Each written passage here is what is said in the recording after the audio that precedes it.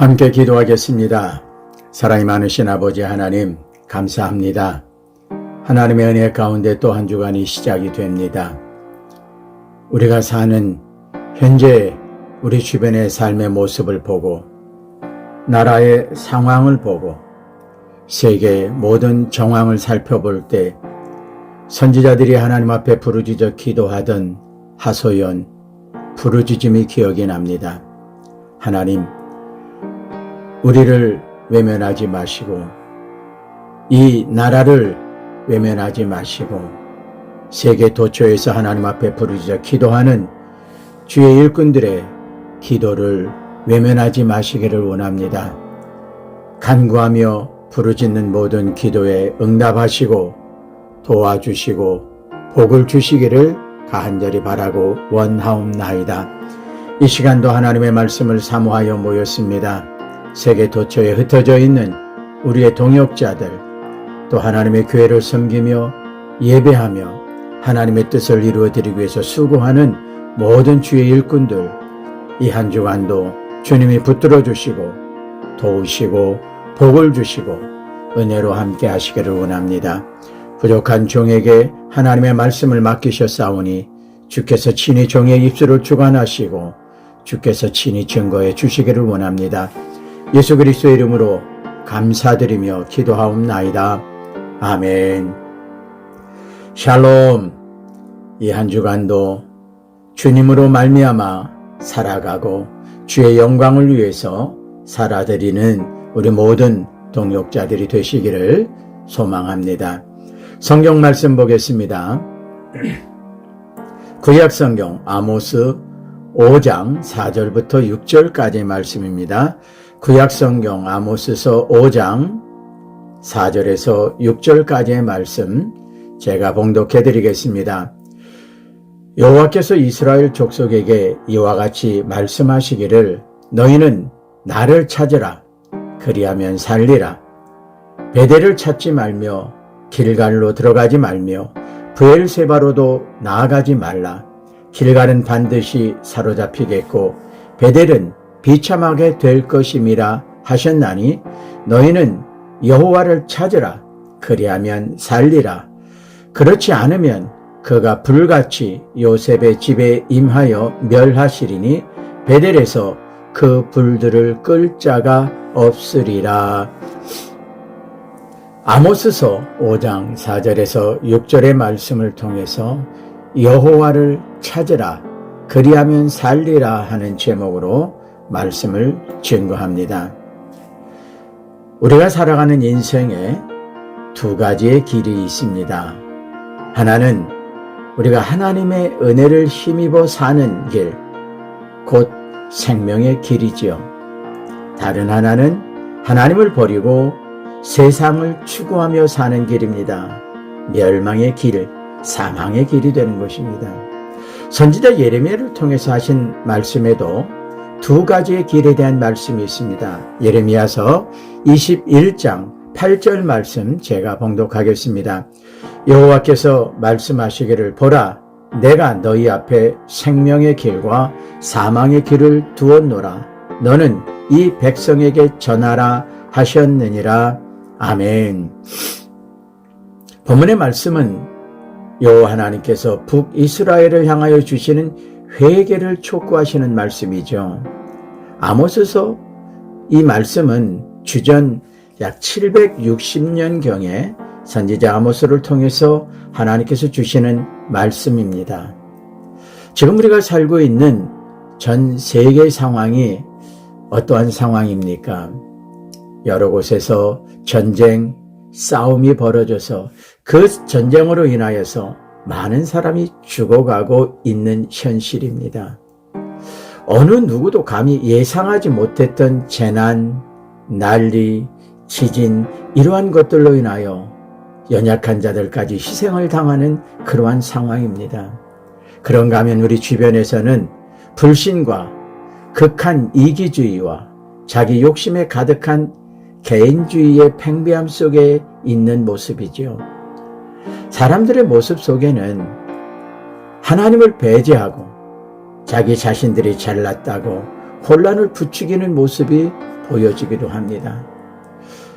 오늘 하나님께서 선지자 아모스를 통해서 우리에게 주시는 말씀을 다시 한번 살펴보겠습니다. 아모스서 5장 4절과 6절만 읽겠습니다. 여호와께서 이스라엘 족속에게 이와 같이 말씀하시기를 너희는 나를 찾으라 그리하면 살리라. 6절입니다. 너희는 여호와를 찾으라 그리하면 살리라. 그렇지 않으면 그가 불같이 요셉의 집에 임하여 멸하시리니 베델에서 그 불을 끌 자가 없으리라. 1절을 시작할 때 보면 애가로 지은 말 이러한 표현이 나타납니다. 여기서 애가로 지은 말이라는 것은 사람이 감당하기 어려울 정도의 슬픔을 당한 상황에서 가슴을 치며 통곡하는 아픔 가운데 있다라는 표현입니다. 그런데 여기서 말하는 애가라는 것은 한 사람의 죽음에 대한 애도의 노래가 아니라는 거예요.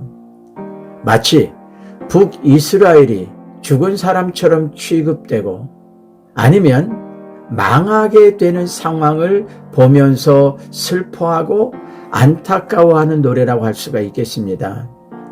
이 말씀은 또한 동시에 앞으로 북이스라엘이 겪게 될 하나님의 심판이 얼마나 무서운 심판이 될지를 암시하고 또 예언해주는 말씀이기도 합니다. 이스라엘의 솔로몬의 아들 르호보암 때에 나라가 북이스라엘과 남유다로 나누게 되었죠. 남유다는 다윗의 왕통을 이어가는 정통적인 왕권이 계승되는 그러한 상황입니다.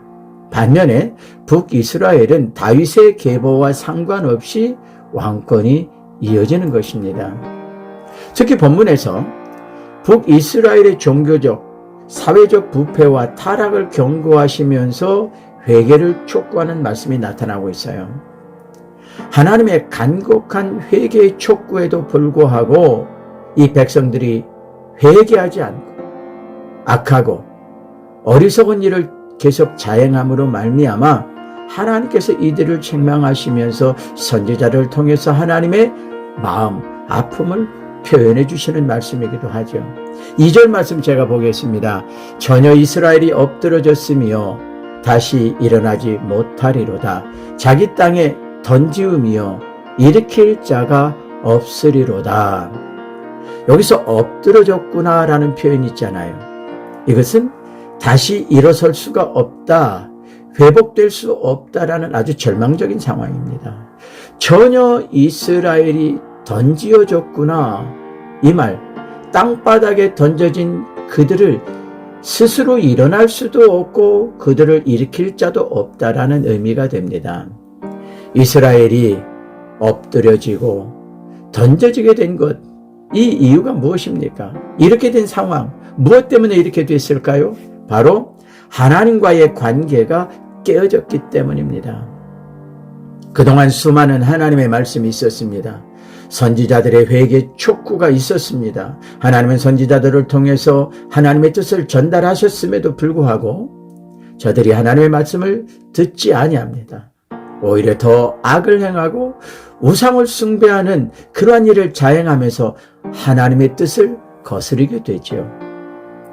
이제는 하나님께서도 더 이상 그들을 돕지 아니하시고 붙들지 아니하신다라는 의지 표명이 되는 것입니다. 북이스라엘에 계속되는 범죄로 인해서 이제 더 이상 그들과 하나님의 관계는 유지되지 못하는 단절된, 무너진 그러한 상황에 이르게 된 것입니다. 그러므로 그들은 스스로 이러한 고난을 자처하게 된 것임을 우리는 알 수가 있습니다. 아모스서 5장 3절을 제가 읽어보겠습니다. 주 여호와께서 이와 같이 말씀하시되 이스라엘 중에서 1000명이 행군에 나가던 성읍에는 100명만 남고 100명이 행군에 나가던 성읍에는 10명만 남으리라 하셨느니라. 자, 이게 무슨 말씀일까요? 이 말씀은 이스라엘이 주변 국가와 싸우는 전쟁에서 크게 패배하게 된다라는 표현이죠. 여기에 언급된 숫자를 보면은요, 완전한 패배를 의미합니다.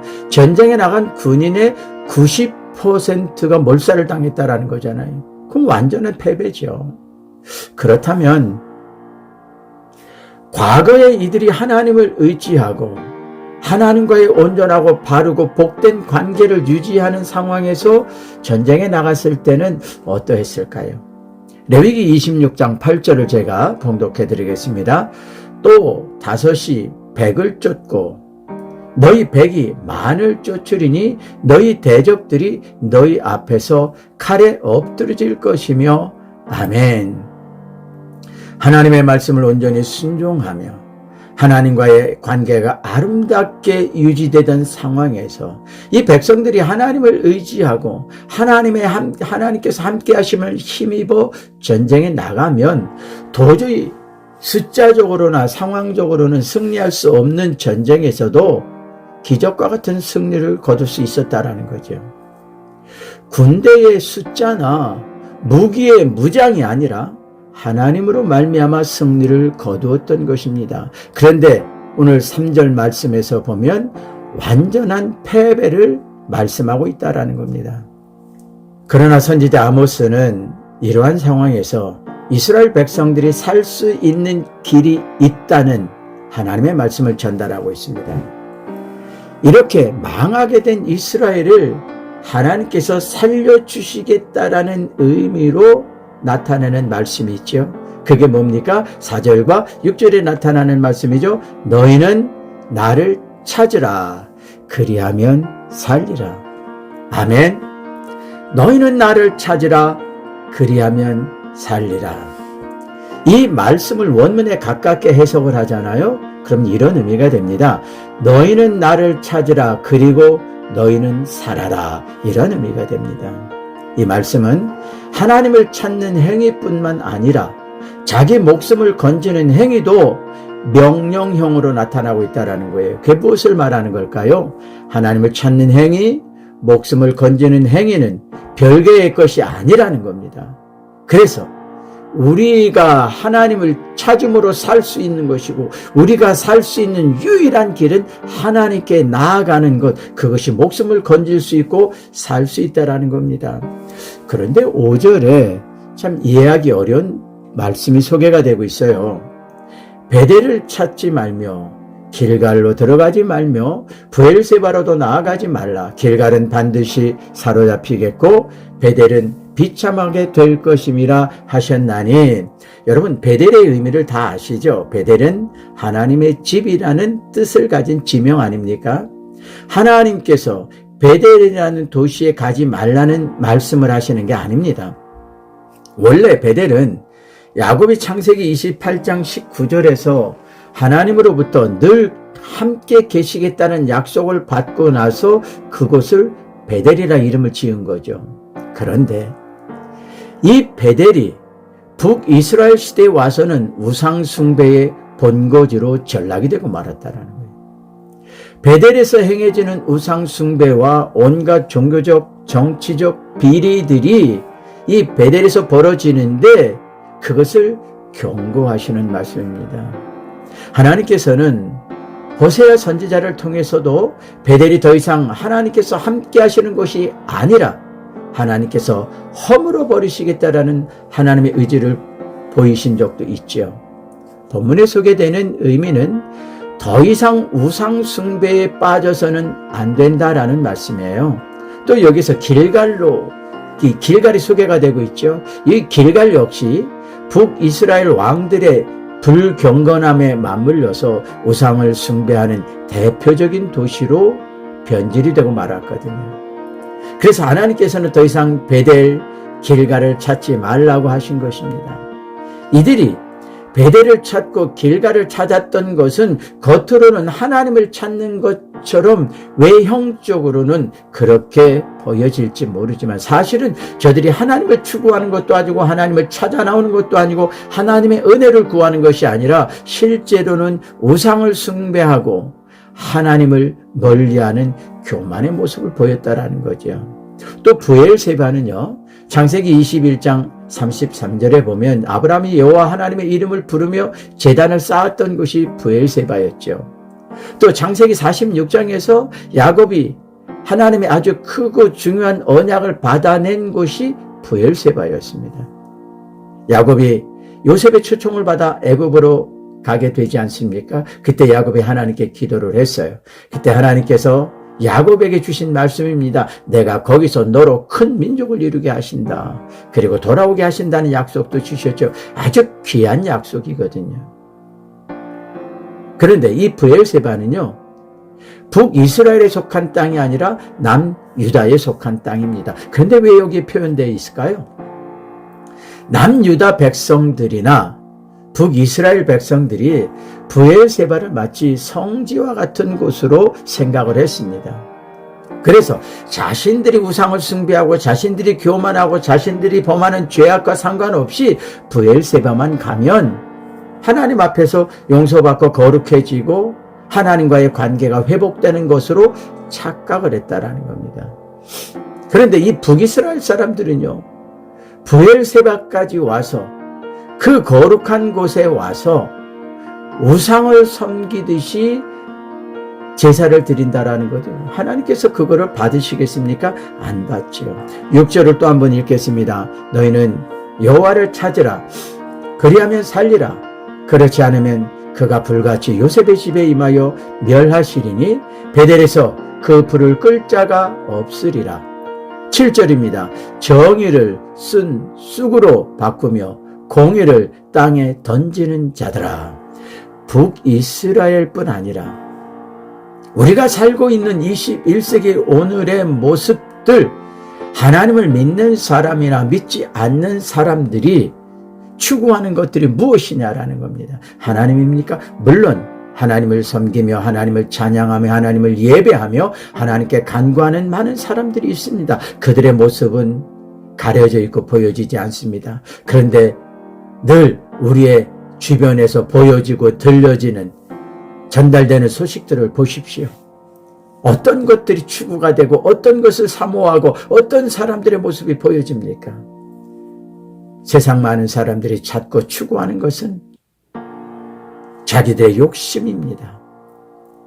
자기들의 뜻을 이루기 원하는 그러한 개인적인 소망을 가지고 성공을 기원하고 있다는 겁니다. 그런데 그들이 간절히 추구하고 소망하고 바라는 그 성공은 하나님의 뜻과 상관이 없는 것들이 더 많지요.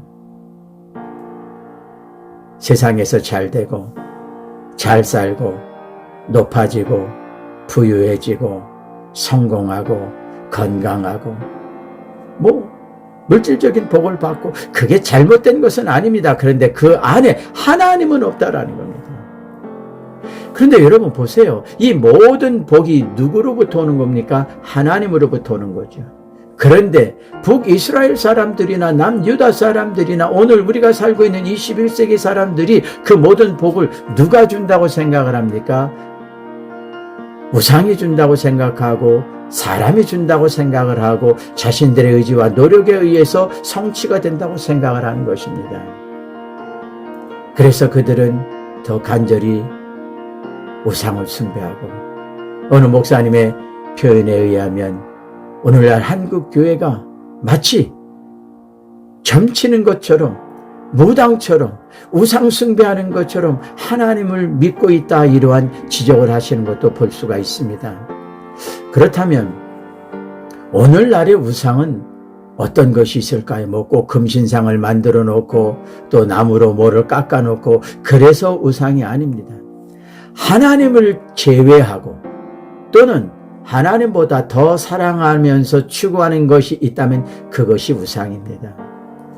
오늘 우리 주변의 현대인들이 추구하고 사랑하고 삶의 목적으로 삼는 것들에 대해서 이미 오래전에 사도 바울이 증거한 말씀이 있습니다.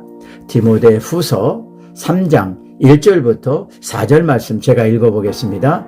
너는 이것을 알라. 말세에 고통하는 때가 이르러 사람들이 자기를 사랑하며 돈을 사랑하며 자랑하며 교만하며 비방하며 부모를 거역하며 감사하지 아니하며 거룩하지 아니하며 무정하며 원통함을 풀지 아니하며 모함하며 절제하지 못하며 사나우며 선한 것을 좋아하지 아니하며 배신하며 조급하며 자만하며 쾌락을 사랑하기를 하나님 사랑한 것보다 더하며.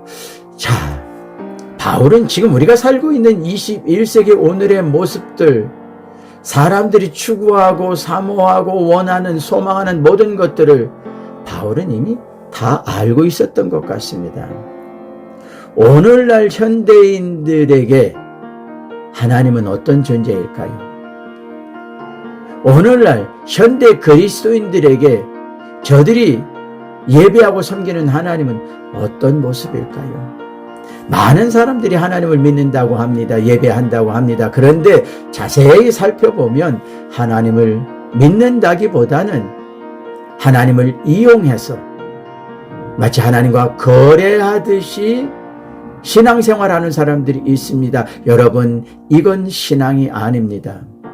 믿음이 아닙니다. 또 어떤 사람들은 기도를 하는데 마치 자기 체면을 걸듯이 기도하는 사람이 있어요. 그리고 자기가 그렇게 기도했기 때문에 다 된다고 생각하는 사람들이 있어요. 또 어떤 사람은 자기 착각에 빠지는 믿음 생활하는 사람들도 있지요. 자기가 하나님을 가장 잘 섬기고 있다고, 자기가 가장 훌륭한 믿음의 사람이라고, 자기가 믿는 방법이 가장 옳은 방법이라고, 하나님께서는 자기와 같은 사람에게 축복하신다고 착각에 빠져 사는 사람들이 없지 않아 있어요.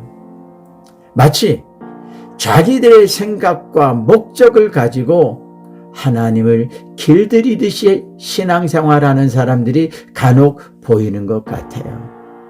그건 신앙 아닙니다. 하나님을 예배하는 것 아닙니다. 현대인들이 사랑하는 것이 무엇입니까? 현대인들의 우상이 무엇입니까? 바로 자기 자신이 그 첫 번째 우상이 되고 있다는 거죠. 또 물질과 명예와 사람을 사랑하는 것이 우상이 되고 있다는 겁니다. 북이스라엘 사람들은 실제로 눈에 보이는 우상을 하나님 섬기듯이 섬기며 제사를 했어요.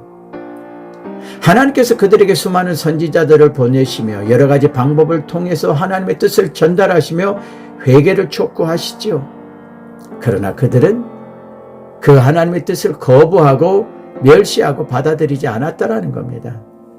오늘날의 사람들은 아주 교묘하게 하나님을 예배하면서 하나님을 사랑한다 고백하면서 실제로는 하나님보다 자기 자신을 더 사랑하고 물질과 명예와 세상을 사랑하며 거기에 빠져 살면서, 그러면서 나도 하나님을 믿는 하나님의 백성이라고 그렇게 착각 속에 사는 사람들이 있더라는 것입니다. 아모스서 5장 2절을 보세요. 여기에 뭐라고 말씀하고 있습니까? 이스라엘을 처녀 이스라엘이다, 이렇게 표현하고 있어요. 이 말씀의 의미는요, 하나님께서 이스라엘 백성들을 사랑하시고 아끼신다라는 말씀이에요. 또 4절과 6절에서 하시는 말씀은 너희는 나를 찾으라 그리하면 살리라, 이렇게 말씀하고 있죠. 종합해서 보면 하나님께서 사랑하시는 이스라엘을 살리시겠다라는 거예요. 기회를 주시는 거예요. 그들에게 살 수 있는 길을 열어주시는 겁니다. 하나님의 뜻은 그들을 심판하고 멸하시는 것이 아니다라는 겁니다. 그러므로 너희의 생명을 살리고 싶으면 하나님보다 더 사랑하는 그것들을 버리고 회개하고 하나님께로 돌아오라, 이 초청입니다. 교만하여 하나님을 이용하고 속이려는 술수를 버리고 회개하라는 겁니다. 더 이상 죄에 빠져서 죄의 종로로 타지 말고 하나님께 돌아오라는 명령입니다. 그러면 살 수 있다라는 겁니다. 그럼 반대로 보면 어떨까요? 하나님을 믿는 척하면서, 하나님의 사람인 척하면서, 예배를 드리는 척하면서 회개하지 않고 하나님을 속이고 이용하는 자는 반드시 망하게 된다라는 말씀이 되겠지요. 하나님을 믿는다 하면서 하나님보다 자기를 더 사랑하고 돈을 더 사랑하고 세상의 권력과 세상의 것들을 더 사랑하고 교만을 행하는 모습들은 그나마 하나님께서 주시는 살 수 있는 기회를 놓치고 만다라는 거예요. 아모스 선지자보다 약 160여 년 뒤에 활동한 예레미야 선지자도 같은 말씀을 표현하고 있습니다. 예레미야서 29장 12절 13절입니다. 너희가 내게 부르짖으며 내게 와서 기도하면 내가 너희의 기도를 들을 것이요 너희가 온 마음으로 나를 구하면 나를 찾을 것이요 나를 만나리라. 아멘. 하나님께 찾아 나가는 길을 말씀하고 계시지요. 사람들이 자기의 길이 바르고 자기가 행하는 믿음 생활이 바르다고 착각하는 경우가 있습니다. 그러나 그 착각은 사망의 길이라는 것을 알아야 됩니다. 잠언 16장 25절에는 이렇게 말씀하고 있어요. 어떤 길은 사람의 보기에 바르나 필경은 사망의 길이니라. 사망이라고 말씀하고 있어요. 하나님께서 선지자 아모스를 통해서 또 예레미야를 통해서 우리에게 주시는 말씀을 잘 기억해야 됩니다. 하나님이 우리에게 주시는 말씀은 살 길이지 멸망이 아닙니다. 사랑의 길이지 멸망이 아닙니다.